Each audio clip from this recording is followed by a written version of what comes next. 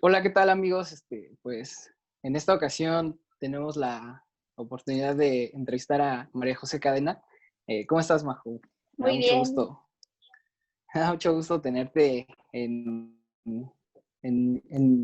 este podcast para conocerte un poquito más, la verdad, la influencia que tienes en tus redes sociales, tu trabajo en DDC, que es algo que no mencioné. Ella es conductora en un programa de noticias diario de YouTube, que se llama Diario de Confianza, y pues muchas gracias por estar aquí, Majo. muy bien, pues el gusto es mío, José Antonio. Gracias por contactarme. Para mí es un honor estar contigo y poder pues apoyarnos en esta comunidad digital, que es muy importante fortalecer como todas las herramientas que tenemos para estar conectados, para estar informados y también pues para conocer a tantas personas, ¿no? Ahora tenemos la oportunidad de poder platicar a través de pues Zoom, Skype, FaceTime, Wirecast, lo que sea que podamos utilizar. Y creo que es una de las grandes ventajas, ¿no? Que hemos tenido estos meses y que pues hay que utilizarlas para el bien y para hacer más grande todo esto. Sí, de hecho, pues comentarle a la audiencia que pues tienes un par de entrevistas aparte de esta en tu perfil. Me parece que son de temas muy importantes. Lo que compartes en tus redes sociales, que la vamos a dejar en la descripción. Híjole, ¿cómo entrar en esto? Yo me acuerdo que yo veía el programa de Gente de Confianza en YouTube, donde participaba Cayo de Hacha, Jeru y Pepe Problemas, creo que era el que estaba al inicio. Y cuando entraste tú, pues igual me gustó mucho que empezaras a participar más, y ya de ahí para adelante, pues comencé a seguirte y pues preguntarte, ¿no? O sea, ¿cómo fue que llegaste a la decisión de hacer pues dar las noticias en este medio de YouTube? Claro, yo empecé, bueno, tengo varios años desde muy chica en medios, mucho por destino, mucho por azar y mucho pues porque es algo que me gusta y que siempre me atrajo desde que soy muy chica, pero normalmente pues estuve en medios tradicionales, realmente nunca me adentré como a este mundo de YouTube cuando surgieron como estas grandes personalidades digitales, que pues entre ellas Pagiots, que creo que es una de las personas que más se mantiene, pero pues obviamente, ¿no? Todos estos YouTubers, toda esta era digital de los influencers, yo aún estaba como en medios digitales, estuve durante muchos años en Televisa, tanto en Unicable como en Televisa Network, como en Ritmo Son Latino. A la par yo estaba estudiando y trabajando, entonces yo soy egresada de Relaciones Internacionales por la Universidad Iberoamericana en la Ciudad de México, eh, y creo que los medios siempre fueron como mi objetivo al estudiar relaciones internacionales, ¿no? Es una carrera muy amplia, que aprendes un poco de todo, aprendes de política, de economía, de medios de comunicación y de derecho, pero realmente no eres nada, ¿no? Me van a matar si alguien me escucha, no es tirarle tierra Sí, jamás, sí, al sí. contrario, es una licenciatura muy noble y muy amplia, ¿no? Para poder pues decidir qué es lo que te gusta y tener todas estas herramientas. Para mí siempre me veía como en el tema de medios de comunicación y noticias. Eh, Creo que al final como que todo se fue acomodando en algún momento y yo, pues Cayo es mi amigo y yo lo conocí a él antes de conocer a todos los demás. Este, y él me invitó al proyecto de DDC, ¿no? Justo yo en ese momento acababa de terminar un proyecto con Televisa, estaba pues a punto de graduarme, como que no sabía muy bien para dónde meterme, intenté en algún momento como meterme al medio tradicional de dar noticias, pero al mismo tiempo como que tal vez ahorita ya es diferente porque los medios han cambiado en los últimos años en México, pero yo lo veía como muy acartonado, ¿no? O sea, era nada más sentarme y leer un prompter y muy limitado lo que puedes hacer. Eh, Ujú. Realmente no sabía por dónde empezar. Me invitan, conozco al equipo, eh, al final hago el casting, me quedo en este proyecto que traían de noticiero de DDC, porque hoy es una plataforma de noticias, hoy es una plataforma no nada más de noticias, sino de muchas cosas más, de Ujú. diálogos, debates, cultura pop, deportes, todo. pero en ese momento era el proyecto de un noticiero todos los días, ¿no? Creo que el estar viviendo en Internet nos ayudó mucho porque nos daba la flexibilidad de irnos a medios tradicionales, a ir a la televisión, a ir a la radio, pero mantener como nuestra columna vertebral en lo digital. Para mí fue padrísimo porque era, de cuenta, justo lo que yo estaba buscando hacer y no encontraba dónde o cómo o con quién. Y ha sido una experiencia de mucho crecimiento, ¿no? De 2016 que yo me incorporo como a todo este equipo, a hoy 2020, lo que se ha construido y lo que hemos logrado, ha sido pues mucho aprendizaje, bueno, malo, todo, creo que esa es la clave, ¿no? Que no te dé miedo a hacer las cosas. Yo siempre, y creo que muchos se van a poder identificar, que me da miedo hacer algo, ¿no? Me da miedo y digo, es que qué tal si no sale, qué tal si me equivoco, y qué tal si lo hago mal, y qué tal si no pega y tengo que buscar otra Ujú. forma, pero pues un poco irnos a ese otro lugar del miedo e intentar y ver qué surge y ver si gusta, si no, y si te gusta a ti, si te sientes satisfecho con ello. Y ha sido una experiencia, la verdad es que muy bonita, muy bonita, que obviamente detrás de ello hay mucho trabajo. Las cosas no se dan así nada más, hay que trabajar, hay mucha disciplina, hay muchas personas que creen en el proyecto y que lo ayudan a realizarse, pero pues ha sido como esta pequeña sinopsis de más o menos cómo llegó a esto y por qué dar las noticias en un medio digital en el cual pues puedes estar cerca de personas que cuando los ves en televisión pues no puedes platicar, ¿no? Con la persona que Ujú. está viendo en la televisión y en cambio en el internet pues sí, porque estás conectado. Sí, porque de hecho yo, o sea, sí veo el programa de Diario de Confianza y me gusta mucho como que esa parte de la cual se hablaba cuando recién empezaron los grandes proyectos de YouTube, de la libertad que había en YouTube y no había en la televisión, pero no lo habían marcado tanto, eran pocos, como por ejemplo Chumel Torres, que llevaban esa libertad del Internet a hablar de política, a hablar de noticias. Entonces, cuando ustedes comenzaron como que a poner en la mesa esa libertad para hablar de estos temas, pues a mí la verdad me fascinó. Yo me gusta, soy de las personas que me gusta estar informado, que me gusta ver las noticias y todo eso, pero no me llamaba la atención los noticieros ahora sí que convencionales. Entonces, en esta parte, pues sí, yo siento que sí marcaron como una pauta, al menos aquí en el país, que pues sí, tiene esa interacción con las personas. Y pues yo sé que por lo que he visto, pues te toca también lidiar un poco con estas malas opiniones de la gente. Mucha gente que opina que no sé, porque no eres analista política o cosas así, no puedes opinar. Yo pienso, bueno, yo soy de las personas que tenemos todo el derecho de opinar porque pues al final de cuentas las sesiones políticas pues nos afectan a nosotros. Es como ser consumidor de algo y no opinar de que si te gusta o no. En esta parte, ¿tú cómo lidias con eso? Con los malos comentarios, con el hate que llega a haber en las redes sociales. Así es. Creo que es un proceso de acostumbrarte. Creo que es injusto el normalizar la cantidad de agresiones que hay en línea. O sea, no, y créanme que yo también he caído en eso, ¿no? De, bueno, pues así es el internet y hay que aguantar vara porque pues, si no, ¿para qué te metes, no? Eh, pero ya con el tiempo lo pienso y creo que también nosotros como usuarios de internet hemos caído en el error de normalizar la violencia y las agresiones que hay, creyendo que así se vive y que pues chingas, ¿no? Así te vale, Sí, ¿no? sí. Creo Ujú. que, creo que no, creo que esa retórica que recuerdo, yo también he caído en eso, decir que así son las cosas, pues es nada más normalizar un tema de violencia que a alguien le puede afectar incluso un poco más que a otra persona. También creo que dentro de toda esta libertad que tenemos de expresión y de un espacio en donde podemos opinar, también a veces esa libertad hace que no haya un debate sano. Es decir, todos tenemos derecho a opinar. Claro que sí, todos tenemos derecho a opinar, pero así como hay un derecho, hay una responsabilidad de buscar información que sea certera, de buscar tus fuentes, de pensar dos veces si tu opinión es lo suficientemente informada como para compartirla.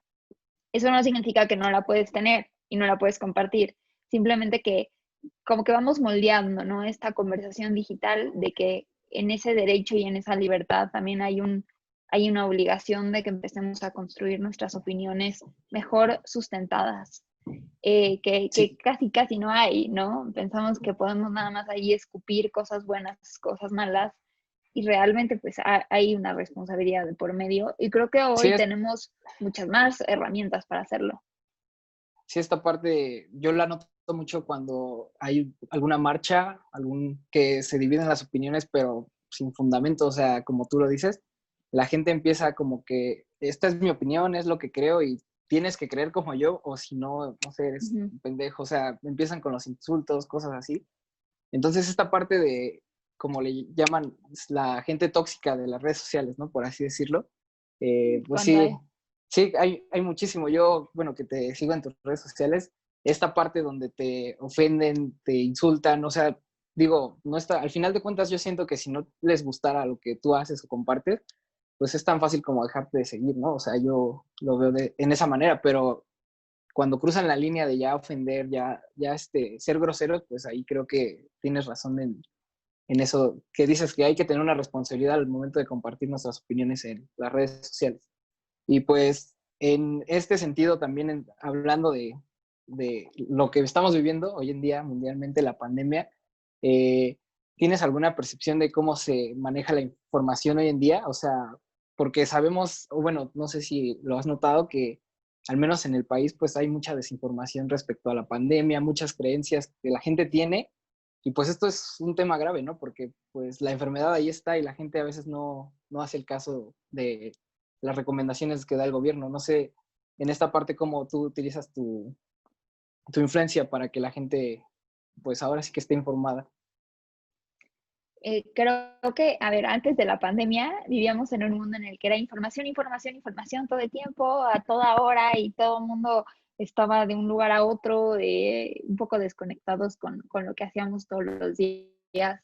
Y definitivamente, de repente, no de la noche a la mañana, pero sí en un plazo de 1 o 2 semanas, todo cambió, ¿no?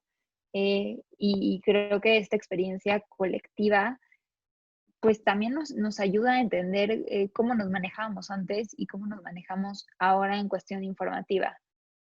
Hace 4 meses parecía que todo el mundo tenía la verdad y las aseveraciones, y todo el mundo tenía la mejor fuente.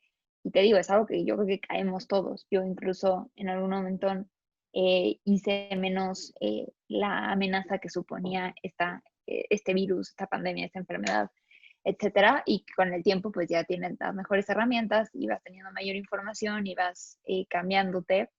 Pero creo que igual, y me pasó por ejemplo en mis redes personales, ¿no? Fue todo este cambio de hacerlo en casa, de hacerlo a través de pues, lo que tuviéramos para poder seguir con nuestro trabajo, pero también, al menos en mis redes personales, hubo un momento en el que yo ya no quería compartir nada porque sentía que era responsable de lo que compartiera, y habían demasiadas cosas pasando y demasiadas cosas hablándose al mismo tiempo, y ya no sabía ni qué, ¿no? Ya no sabía, sentía que si me equivocaba iba a ser terrible porque era como si estuviera faltando a lo que yo me dedico, que es tener como, pues al menos la mayor cantidad de información para desarrollar una opinión.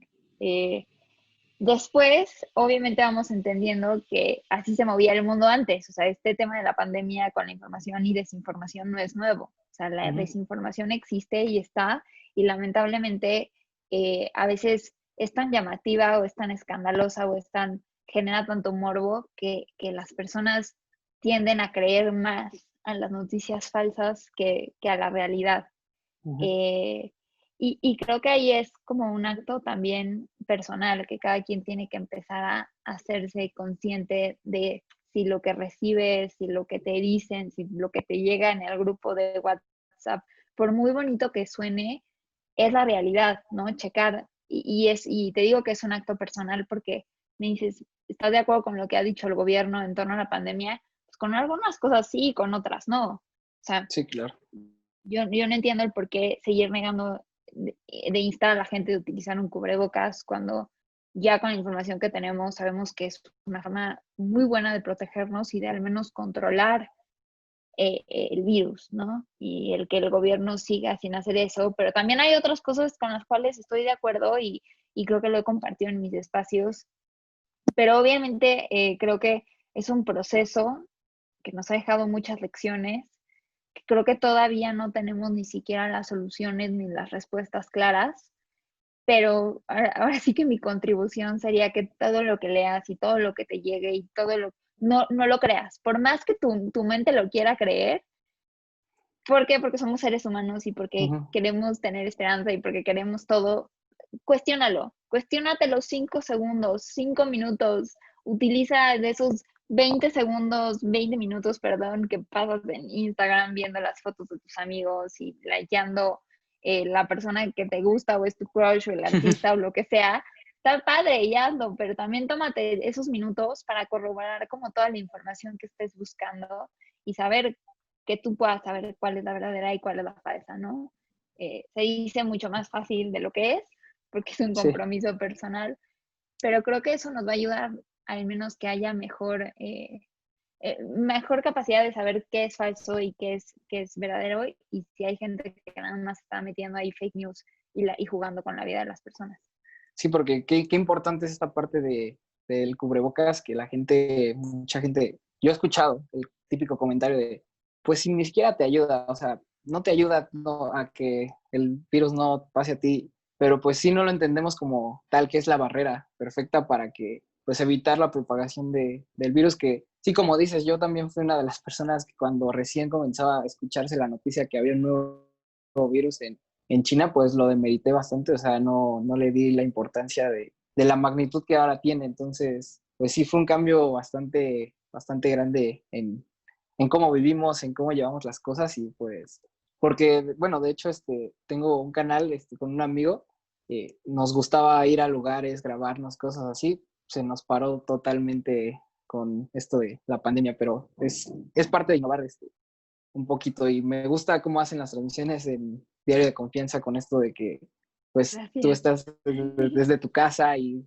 se me hace muy profesional, en serio, o sea, siento que están muy bien controladas, muy bien editadas y pues sí, me gusta bastante en esa parte el trabajo y pues como por última pregunta, me gustaría saber tu opinión respecto a cómo podemos generar un cambio, por ejemplo, en mi generación, en los que son más abajo de mi generación, que ya vayan creciendo con estos importantes valores, por así decirlo, de no ser unas personas tóxicas en las redes sociales, eh, no meterse en controversias, no, o sea, porque lo he visto a lo largo del tiempo que suelen, que las nuevas generaciones, al contrario de lo que nosotros llegáramos a pensar, pues están peor que nosotros, por así decirlo, y no es meternos en una controversia, pero en este caso, ¿tú como consejo general, qué nos dirías? O sea, a las generaciones que vienen, a las que son más atrás de mi generación.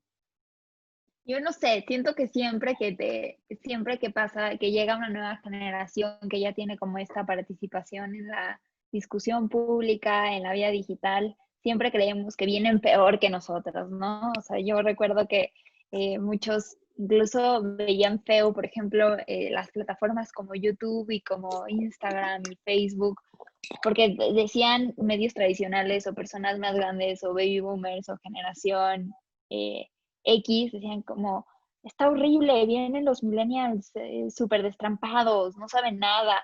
No, creo que todas las generaciones tienen algo que aportar, inteligente. Creo que realmente limitar la discusión a una generación de centennials, millennials, baby boomers, tampoco aborda tanto, ¿no? Cada una tiene un lenguaje diferente, cada una tiene un mundo diferente, le toca un mundo diferente, una realidad diferente.